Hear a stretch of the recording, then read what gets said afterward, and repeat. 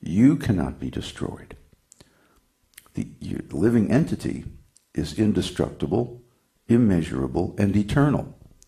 It can't be measured. It can't be subject to laboratory experiments unless we set up a very special kind of laboratory to specifically measure spiritual experiences. And we're going to do that as we go on here in the Esoteric Teaching series. Therefore, fight. And in the context of the esoteric teaching, fighting means don't give up on the process of self-realization. Keep trying to find your real identity because it's there, it's eternal. Krishna goes on to say, he who thinks that the living entity is the slayer or that he is slain does not understand.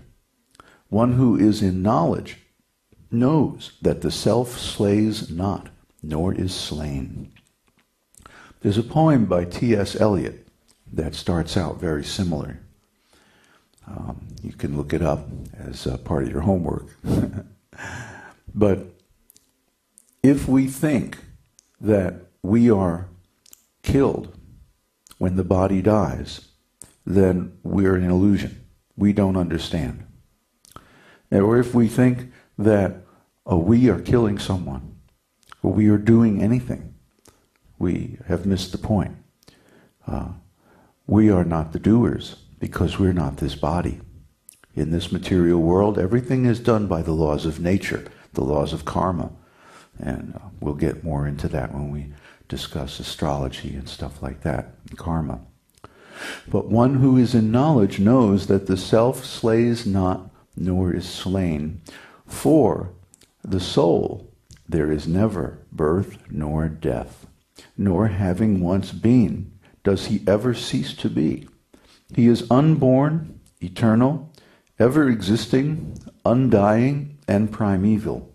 He is not slain when the body is slain. So Krishna is saying, relax, don't worry. Even if your body is slain, there's no loss for you because you're the soul. This body is guaranteed to die.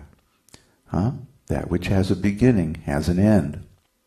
So there is no way to preserve this body beyond a certain point. Yes, we can take good care of it, and we should. Exercise regularly, eat well, exercise mental hygiene as well as physical, and generally try to keep yourself in good shape because you'll have a better experience here.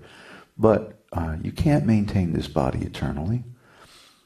It has a limited lifespan, and when it's worn out, you have to leave it and go get a new one. The point is that you can, and you will.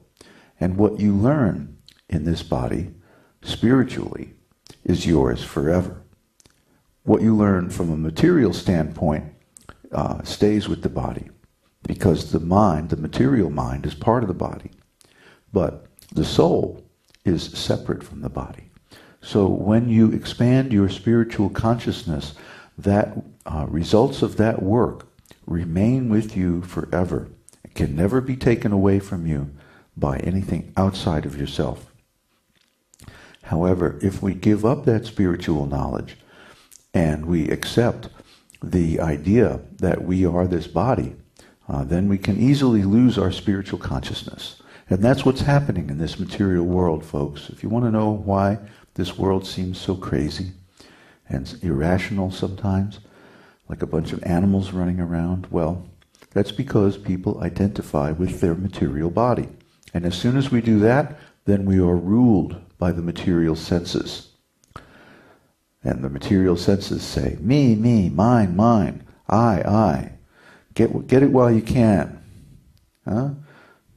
Experience life with all the gusto you can, because tomorrow you never know. And that's true in a sense. We never know about tomorrow, but that doesn't mean that we can simply rip off other people and do whatever we like for material pleasure, because there are going to be consequences, and that's the law of karma. So by spiritual culture, we can not only become free from the material body and senses, we can become free from the law of karma as well. This is called naishkarmya, or detachment from the law of karma. This is possible by following the teaching that is handed down in the lineage from the Bhagavad Gita itself, from Krishna himself, over many thousands of years. And that's what the esoteric teaching is. If you read our website, you can find out a lot more information about this and about our philosophy. So we encourage you to do that. But meanwhile, stay with us, because over the next few days, we're going to continue our survey of the second chapter of Bhagavad Gita, which gives the basic knowledge of the soul. Because your soul is your perfect body.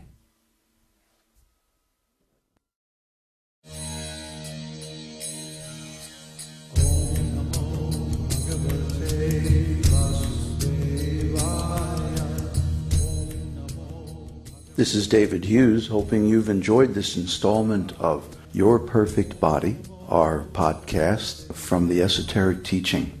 Please join us again and benefit from these spiritual teachings that help you attain your real perfect body. And don't forget to visit us on the web at esotericteaching.org.